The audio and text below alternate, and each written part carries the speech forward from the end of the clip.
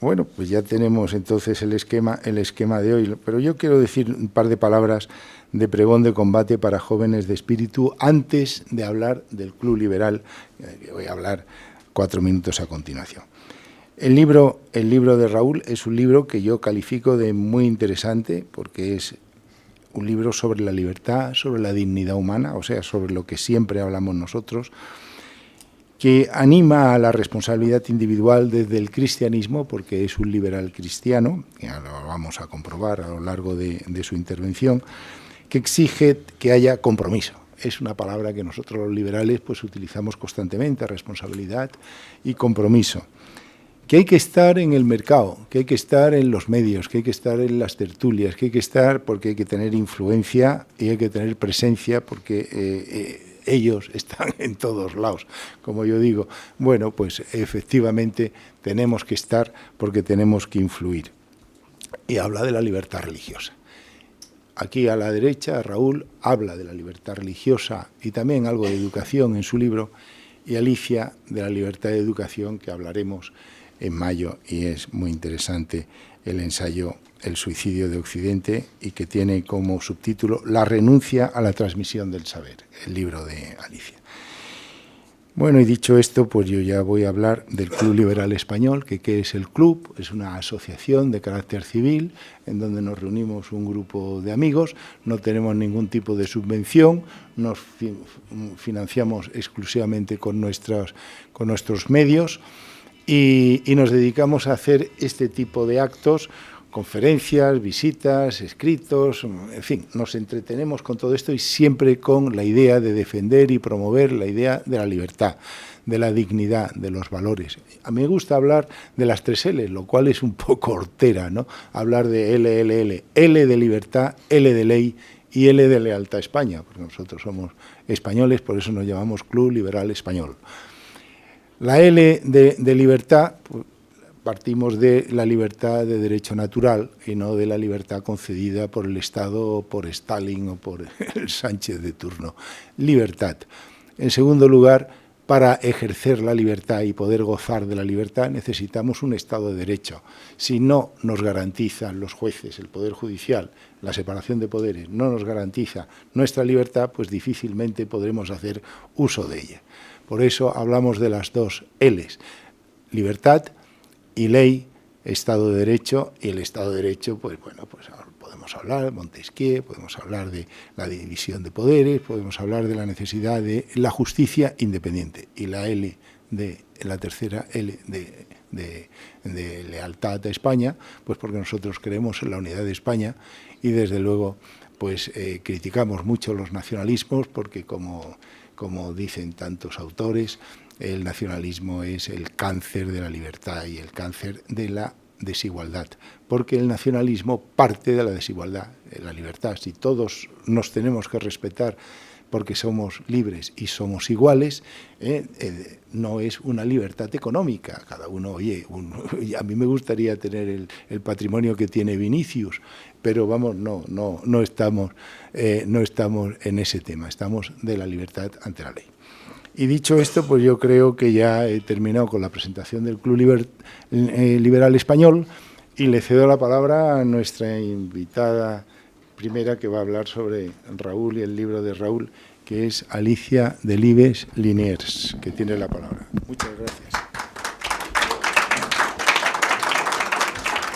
Muchas gracias, Carlos. Muchas gracias, Raúl, por haberme invitado a de nuevo presentar el libro de Raúl Mayoral, porque en septiembre, a final de septiembre, acompañé a Esperanza Aguirre en una primera presentación del libro. Yo no conocía mucho, alguna vez sí he venido por aquí en alguna ocasión, pero no conocía el Club Liberal Español. Pero a mí es que una cosa que se llama Club Liberal Español me atrae profundamente. Entonces dije, qué bien, voy a presentar el libro en el Club Liberal Español. Y bueno, pues aquí estamos. El libro de Raúl a mí me impresionó mucho. Me impresionó porque Yo acababa de publicar El suicidio de Occidente y alguien en alguna ocasión me había dicho, lo que no hablas para nada es del cristianismo. Yo entonces dije, bueno, doctores tiene la Iglesia, yo ahí no me voy a meter. Y resulta que apareció Raúl con su libro y dije, aquí está lo que le faltaba a mi libro. Entonces, claro, lo leí con verdadero interés y no me defraudó en absoluto. Al revés, me pareció que es un libro fundamental. Es fundamental en esta situación expresamente porque, como él dice en su título, es un pregón, es un anuncio, es una invitación, es una llamada a todos los que él llama jóvenes de espíritu, que yo no sé si estoy incluida o no, a que participen en la batalla cultural que estamos viviendo. Bien, no es la primera vez en los últimos 5 años que hablamos de la batalla cultural y de la necesidad de dar la batalla cultural. Yo ahora, después de que han pasado ya estos años, pienso si estamos dando la batalla cultural o no. Porque, claro, una cosa es decir, hay que dar la batalla cultural y otra es cómo damos la batalla cultural y qué hacemos para dar la batalla cultural. Y en ese campo es en el que se mete Raúl, dirigiéndose fundamentalmente a los cristianos, para que los cristianos salgan de las sacristías, que es su expresión final. O sea, se trata de que los cristianos no crean que esto no va con ellos, va con ellos y va mucho con ellos. La tesis de Raúl, que yo ya la había leído en algunos, sobre todo en escritores franceses, que están verdaderamente preocupados por la situación del cristianismo en Francia. Yo no veo tanta preocupación en España, pero sí hay grupos de gente que ya dicen que nos atacan a nosotros. O sea, es que es un ataque a la Iglesia en todo completamente. Raúl fija ese principio de ataque al cristianismo en mayo del 68. Bueno, yo como en mayo del 68 cumplía 18 años, estaba en la universidad y fue mi bautismo político. Y cómo no, el bautismo político de mayo de 68 era hacerte profundamente antifranquista, creer que no había más remedio que ser demócrata y que para ser demócrata y defender la democracia y luchar contra Franco había que ir acompañado de todos los compañeros de viaje que quisieran tener ese mismo objetivo. Claro, ahí luego ya a partir de ese grupo que se formó, que ahora ya parece que estaban todos, pero que yo, que fui testigo, éramos muy poquitos. O sea, los que enredábamos en la universidad éramos muy poquitos. Pero bueno, de aquello que ahí ya salió esa izquierda ya que se empieza a dividir, que empieza a tal, y muchos que abandonamos el izquierdismo militante y resulta que acabamos votando partidos de derechas. En concreto, acabamos votando el PP. Y entonces yo he trabajado con el PP en la Consejería de Educación. Mi obsesión ha sido la educación. Cuando alguien me preguntó ¿cuándo te caíste del caballo? Digo, fundamentalmente cuando en 1990 el gobierno español de Felipe González publica la Ley Orgánica General, la LOCSE, del sistema educativo.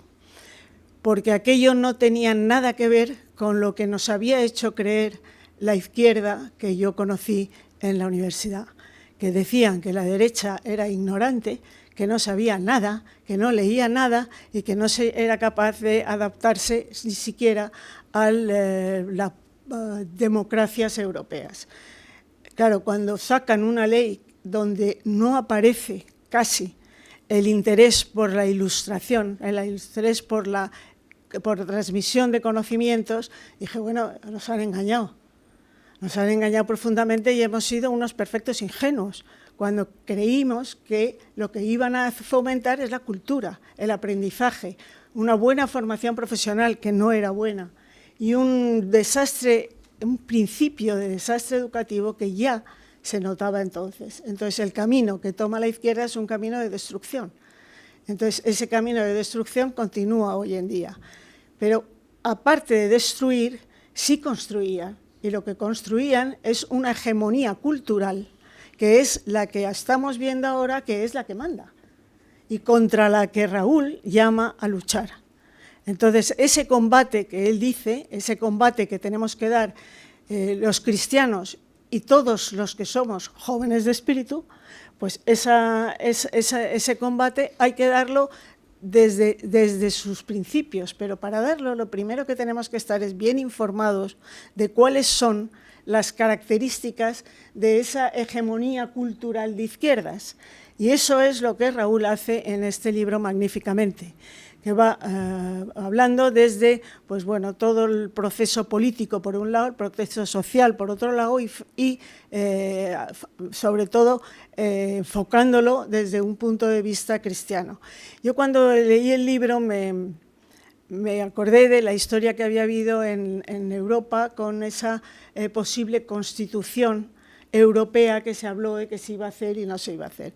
Entonces entraba a leer a ver si había artículos interesantes sobre el tema en Internet, claro. Y creo que lo que pasó fue lo siguiente. En el proyecto, en el 2004, se plantea la cuestión de la Constitución Europea. Entonces, en un preámbulo aparece una mención hacia la Ilustración y los filósofos de la Ilustración. Entonces, parece ser que Angela Merkel y también Polonia, sobre todo Polonia, entonces, dice que lo que hay que hacer mención es a los orígenes cristianos de Europa, a su herencia cultural cristiana, a su herencia cultural completa, griegos, romanos y cristianos.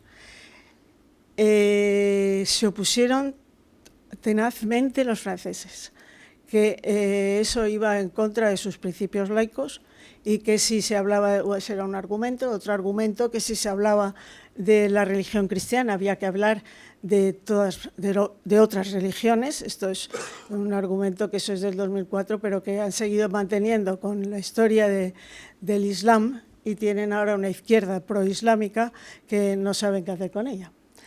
Entonces, ya ahí aparece esa cuestión. O sea, Europa quiere decir que no tuvo unas raíces cristianas. Caramba, es muy serio porque es mentira. Es una falsedad absoluta porque sí las tiene. Entonces, Europa, cualquier historiador serio te dice, es una herencia, la herencia cultural europea, occidental casi, bueno, europea, es la cultura griega, la ley, el derecho romano y la moral cristiana. Entonces, cuando tú le dices a alguien de izquierdas que la dignidad humana, la igualdad del hombre y la mujer, la igualdad de todos los hombres, eso es la aportación del cristianismo a nuestra cultura, es que se indigna. Entonces, este libro habla de eso también. Entonces, la cuestión del cristianismo, cuando hablamos de la herencia cultural, es fundamental, porque si no, pues nos quedamos como sin un trozo de la herencia que hemos recibido. Bueno, y Raúl entonces habla y explica qué es lo que ha pasado y cómo se ha producido toda esta situación que ahora hace imprescindible este combate por la batalla cultural. Es muy curioso que, por supuesto que mayo del 68, si yo he visto cifras que aquí no las veo publicadas, pero que me interesaría que aparecieran, entre los bautizos que se producen en la generación, en mi generación, o sea, en los que nacimos entre los 50 y 55, y las actuales generaciones. Entonces, en Francia están impresionados de la diferencia que hay. O sea, es evidente que hay una falta, una dejadez o un olvido o lo que sea del cristianismo en Europa. Lo cual no quiere decir que nuestras raíces no sean cristianas. hay un debate que yo asistí, además, en el CEU, en una ocasión, Raúl, que tú seguramente estabas allí, aunque yo no te conociera, en que vino Chantal Delsol, una francesa, historiadora es, ¿no? Filósofa, más bien filósofa, en que hizo revolverse un poco a la gente que estaba por ahí, porque ella dijo que, bueno, que si somos muy pocos los cristianos, o son muy pocos, a lo mejor lo que hay que hacer es más o menos volver a las catacumbas. Entonces, claro, ahí la gente se quedó un poco inquieta, ¿cómo? Entonces hay que esconderse. Entonces yo creo que este libro de Raúl también responde un poco a esa actitud de los cristianos somos pocos, vamos a escondernos, para decir que no, que los cristianos lo que tienen que hacer es participar en la vida pública, participar en la política, participar en la educación, participar y dejarse ver. Entonces yo en eso estoy totalmente de acuerdo con Raúl y no con Chantal Delsol. Si encima se meten en las catacumbas, entonces ya esto no hay quien lo resuelva, porque es verdad que el principal objetivo de toda esta crisis occidental ha sido eliminar el cristianismo. Pero es que después, además de eliminar el cristianismo, lo que han decidido es eliminar también el resto de la herencia cultural europea. O sea, ahora lo que se trata es de descolonizar, es el último invento de la palabra. Y descolonizar, bueno, hace poco vi en el periódico que han nombrado una descolonizadora de museos. El gobierno ha nombrado una persona que va a revisar todos los museos, o sea que dentro de poco veremos que dicen está en reparación este museo. Y lo que aparecerá al relevo de tiempo es otra organización del museo y supongo que la ausencia de algunas pinturas o esculturas o lo que sea que consideren que es abuso de la colonización española o europea hacia bueno, los países que fueron colonizados. Entonces, la situación es dramática. Algunas cosas producen risa, pero en realidad nada debería producir risa, sino más bien, a no ser que utilicemos la risa un poco como defensiva. Es decir, bueno, pero claro, es que hay cosas muy graves. Es que además es que ha tenido que venir Trump, a los que algunos miran despectivamente, veremos a ver lo que consigue, pero el discurso de Trump es muy claro. Es muy claro. Hay una cosa que llama la atención porque casi nadie aquí en España ha hablado de ello, que es cuando él dice en la administración hay que acabar con el DI. ¿Qué es eso de DEI? Me lo preguntaba alguien el otro día. ¿DEI? Pues sí, lo que ponen todas las leyes y en todos los decretos que se hacen últimamente.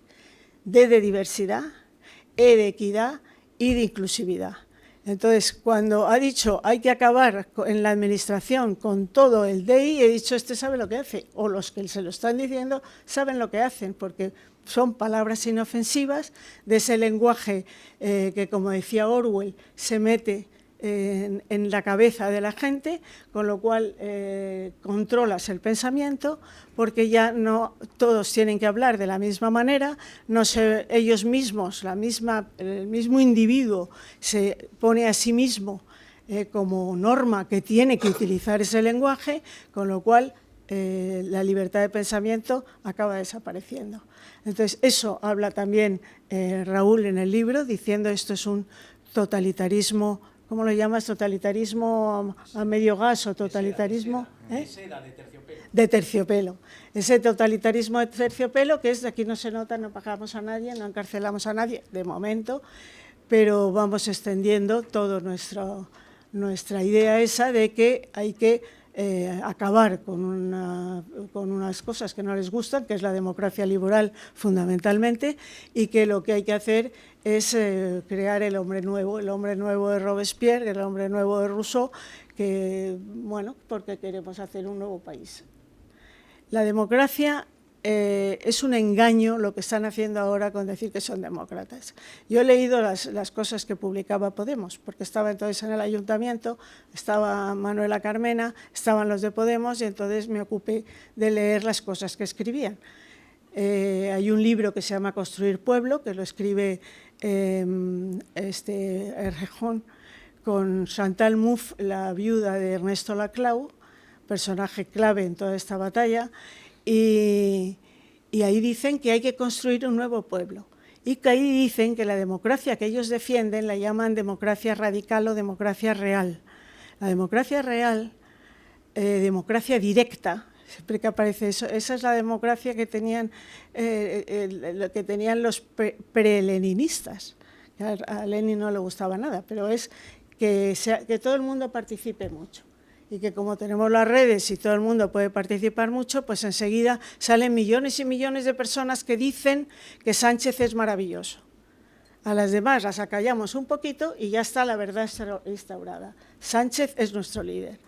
Entonces, eso es a lo que llaman democracia real. Hay que radicalizar la democracia, dicen, y aclaraban en ese libro que digo que la diferencia entre la democracia real que ellos llaman y la democracia liberal es que en la democracia liberal se basa en el individuo y gobierna y organiza la sociedad pensando en el individuo, mientras que nosotros, dicen ellos, pensamos en el colectivo. Y este es el montaje. O sea, no tenemos mayoría absoluta, pero la vamos a tener, porque nuestro sujeto político es cada uno de esos colectivos que se van formando, de feministas, de antirracistas, en fin, todos los que tenemos ya aquí organizados, y entre todos sumamos una mayoría aplastante. Ese es el proyecto. Y a eso le llamamos democracia real. Pero lo dicen claramente, no queremos la democracia liberal, porque no queremos que el sujeto político sea el individuo.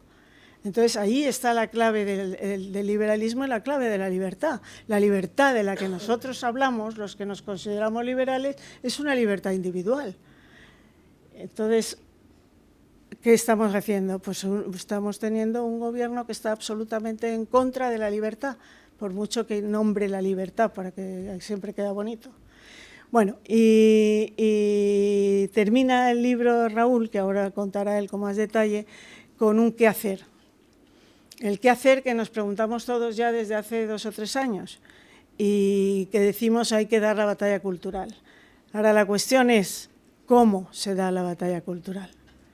¿Qué hacemos para competir contra una gente que utiliza la propaganda como arma, como instrumento político fundamental y que lo hace muy bien? Pues yo creo, Raúl, que ahí tenemos la pregunta.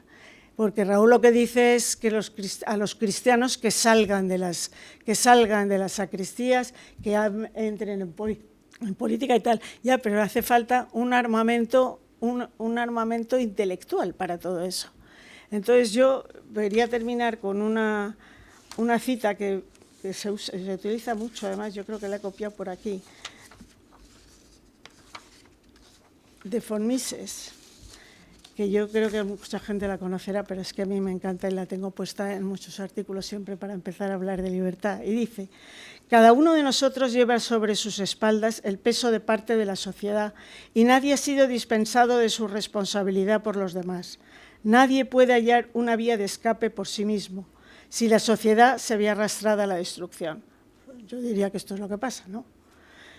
Por consiguiente, cada uno, por su propio interés, esta es la idea esta liberal de que si tú buscas tu propio interés, acabas haciendo un favor a la sociedad, ¿no? Por consiguiente, cada uno, por su propio interés, debe participar vigorosamente en la batalla intelectual. Nadie puede permanecer indiferente del resultado de esa lucha. Del resultado de esa lucha dependen los intereses de todos. O sea, que cuando las cosas se ponen difíciles, cuando parece que la sociedad, y ahora hablo yo, camina hacia la destrucción, todos y cada uno de nosotros tenemos la obligación de participar en la batalla intelectual, por la sencilla razón de que el asunto no es solo de los políticos, de los periodistas o de los intelectuales. El asunto nos concierne a todos.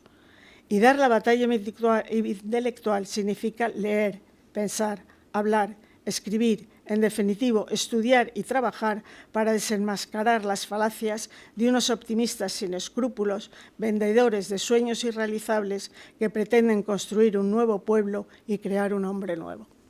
Pues nada, aquí lo dejo. Y Raúl, habla de tu libro, que es lo que hemos venido a hacer.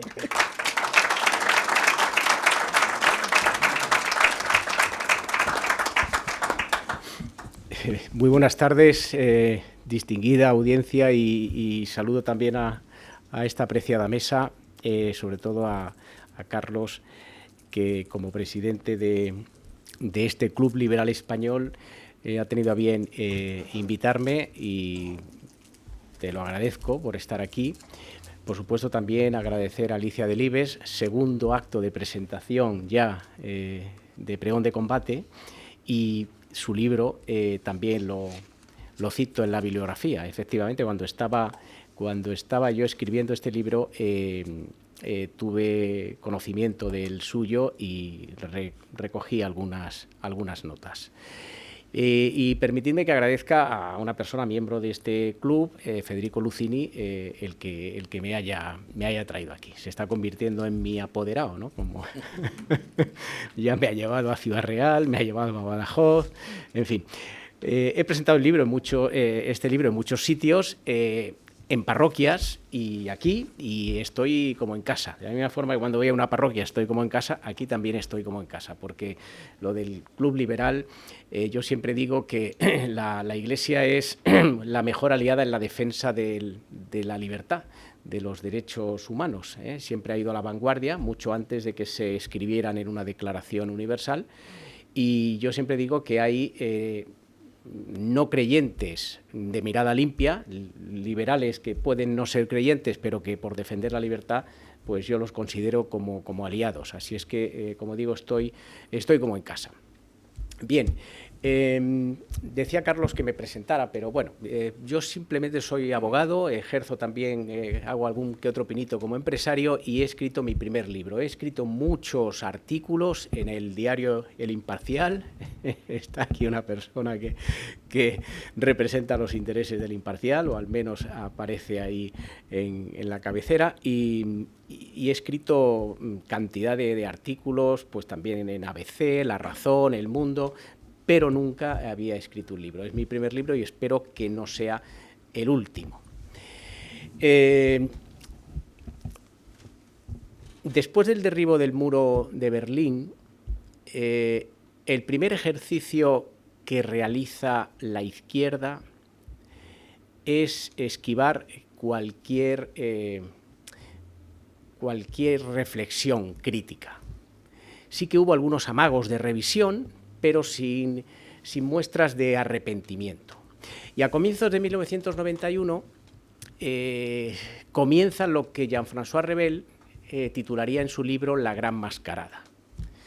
La inteligencia de izquierdas se afana en esos momentos por producir a escala argumentos, justificaciones que postergaran, que omitieran las enseñanzas de la historia, en un intento por camuflar toda una tiranía bajo la máscara del bien. Y así se desarrolla una estrategia puramente dialéctica, que no es ni más ni menos que una batalla cultural. La izquierda, cuando cae el muro, se apresta a librar una batalla cultural a su modo. Y así como finta preliminar, dicen que al comunismo no hay que juzgarlo por sus actos, sino por sus intenciones.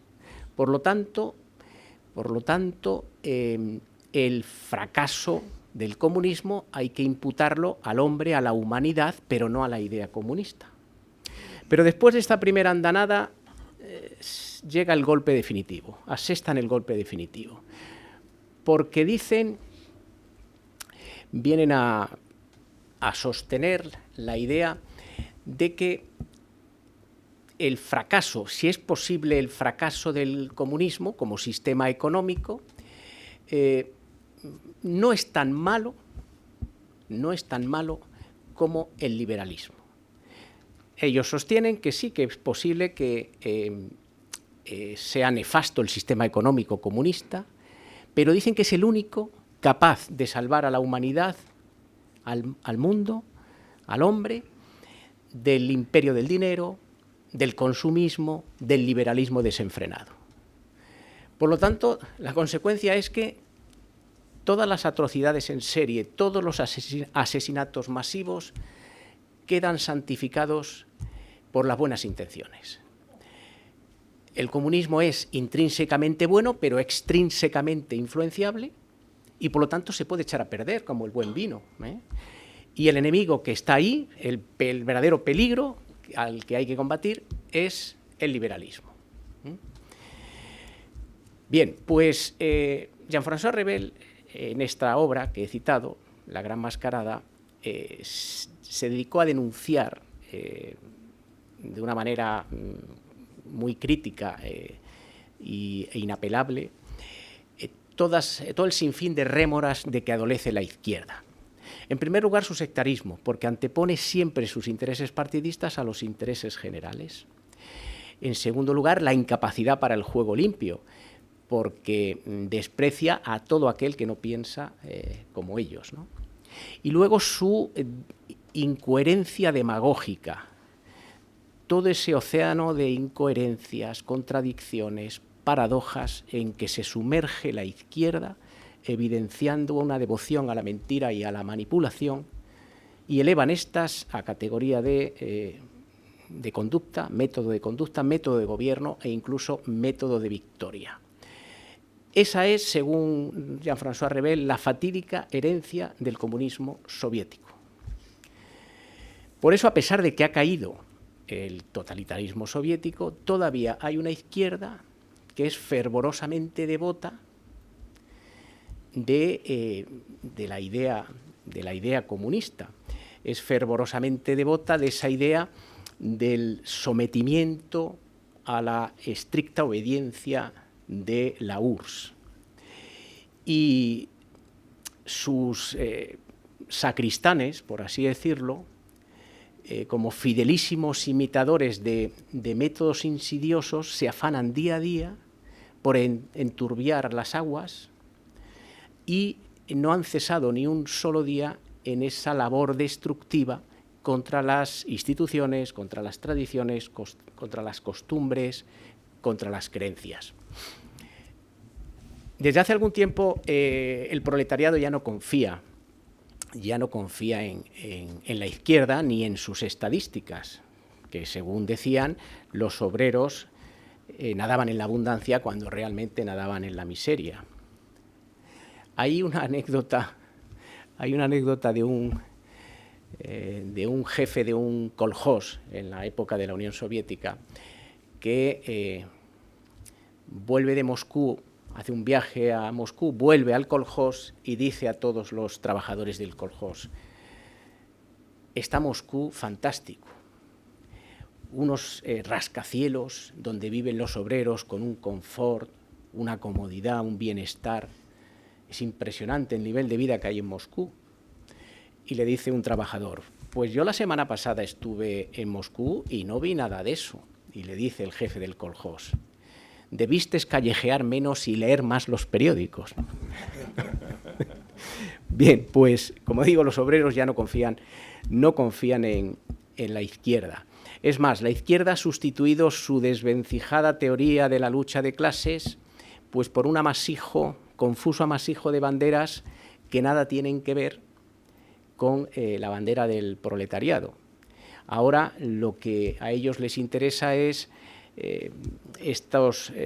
lo que yo llamo una gama de productos de moderno diseño para engatusar a los papanatas, a los cándidos, a los ignorantes, pues que si el multiculturalismo, que si el antirracismo, el feminismo, el homosexualismo, el ecologismo, el animalismo, por no hablar de la ideología de género. Y también entre todas estas especies de beatería progre hay que incluir el pacifismo buenista o blandengue que les lleva a reclamar el diálogo contra los terroristas y a pedir comprensión hacia los atentados, ¿no?, que cometen los terroristas. Bien, todo esto no es ni más ni menos que la idea de crear, como decía Alicia, una nueva sociedad, un hombre nuevo, pero se olvidan de lo esencial, de lo que a los ciudadanos les interesa, que es en definitiva la prosperidad y la concordia. Luego hay otro rasgo que es, y también ha hecho alusión Alicia a ello, hay otro rasgo que tiene esta nueva izquierda, esta izquierda progre, que es el de erigirse en representante de la gente. Todo esto lo hace en contra del hombre y de su libertad y crea el espantajo de la colectividad, lo ha dicho Alicia. El espantajo de la colectividad es lo público, la comunidad, el pueblo, las coaliciones de víctimas que hay ahora, los ofendidos, los débiles. Todo eso es lo que ahora realmente defiende como digo, esta nueva izquierda. Y el progresismo, al final, se olvida pues, del hombre, de su libertad, porque sostiene que solo la colectividad genera progreso. Pero la historia demuestra que un individuo por sí solo puede progresar. Y esto es letal para la farsa progresista, ¿no? La farsa de izquierdas. En los últimos años están emitiéndose informes de la FAO, por ejemplo, también de Naciones Unidas, el Programa de Naciones Unidas para el Desarrollo. Y estos informes lo que vienen a decir es que la pobreza se está erradicando de una manera impresionante, no solamente en el siglo XX, sino en los primeros años de este siglo XXI. Y claro, el responsable de esa erradicación es el sistema capitalista, porque con su modelo económico de la economía de mercado es el único que permite avanzar, progresar y erradicar la pobreza, porque los regímenes comunistas no han provocado más que escasez e ineficiencia, ¿no? Un político liberal británico, Gladstone, liberal. Por cierto, voy a contar una anécdota, me ha venido a la memoria ahora al citarlo, una anécdota. Gladstone era el jefe del Partido Liberal a finales del siglo XIX en Inglaterra, y en el Partido Conservador estaba Disraeli. No sé si se pronuncia así, Disraeli. Bien. Gladstone no era por así decirlo, el líder que todos esperaban. Tuvieron que ir a buscarlo porque nadie se quería presentar a las elecciones y prácticamente lo cogieron a lazo. Y en su primer discurso ganó mucha popularidad porque tuvo una anécdota. En aquella época parece ser que los mítines que se hacían en Inglaterra permitían al público preguntar e interactuar con el orador. Le podían interrumpir y tal. Y entonces, en un momento dado, Gladstone dice algo así como: la situación es catastrófica, pero no es trágica. Y entonces alguien del público se levantó y le dijo: ¿puede usted explicar la diferencia entre catastrófico y trágico? Entonces Gladstone dijo: sí, sería catastrófico que Disraeli se cayera al Támesis, pero sería trágico que alguien lo salvara.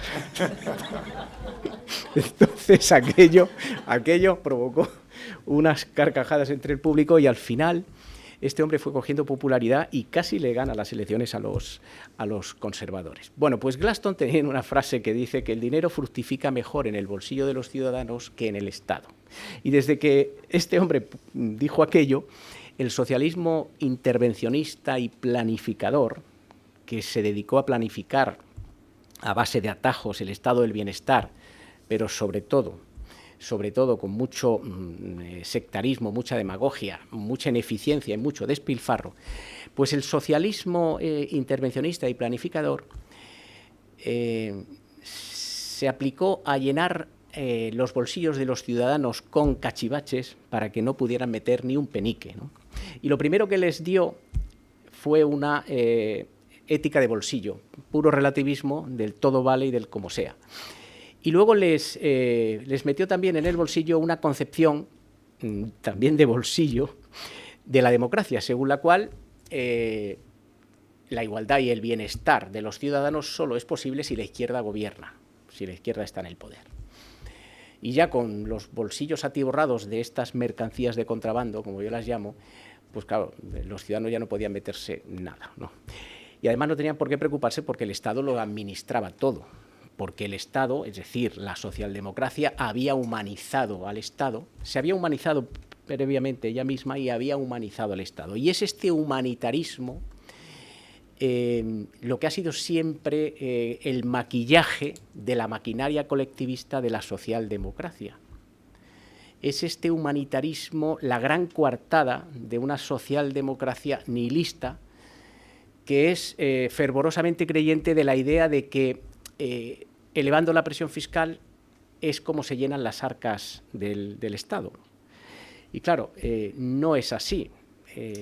Con menos presión fiscal, con menos impuestos y más dinero en el bolsillo de los ciudadanos, como decía Gladstone, las sociedades avanzan mucho mejor, porque es mucho más acertado aumentar la producción que distribuir la renta. Es mucho más acertado repartir abundancia que repartir escasez.